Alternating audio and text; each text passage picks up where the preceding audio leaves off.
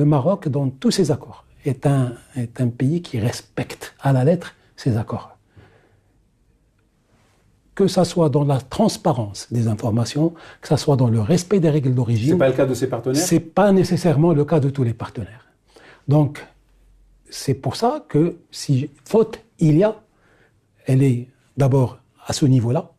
Donc, le fait que certains partenaires ne respectent pas tout à fait les règles du jeu.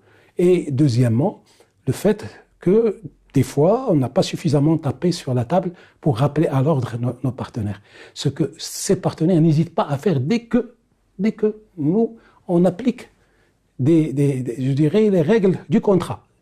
Par exemple, dès qu'on met en place des mesures de défense commerciale pour protéger une industrie naissante ou nous couvrir, nous prémunir contre des subventions accordées par certains États à leurs producteurs, on voit qu'il y a une ruée de plaintes et de réactions de ces pays, aussi bien vis-à-vis du Maroc, et donc directement par leurs chancelleries respectives, ou même au niveau des instances. Pourquoi le Maroc n'agirait pas de la même façon? Je pense que vous donnez on donne le cas de la Turquie, la Tunisie aussi.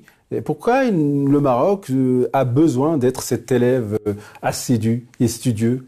Quelque part dans les affaires, il faut être malin. Voilà. Non, c'est-à-dire que le Maroc je dirais, ça fait partie de notre ADN. Nous sommes les respectueux de nos engagements internationaux. Maintenant, dites-moi... Pas au détriment de nos intérêts. Voilà. Donc, dites-moi justement jusqu'à quel seuil il faut respecter ça. Moi, je dirais que le seuil, c'est le seuil de la réciprocité. Dès lors qu'un pays ne respecte pas une règle dans l'accord, il faut que je fasse de même et que j'arrête. Donc, ce que nous n'avons pas fait jusqu'à présent de manière systématique, c'est de rappeler nos partenaires à l'ordre.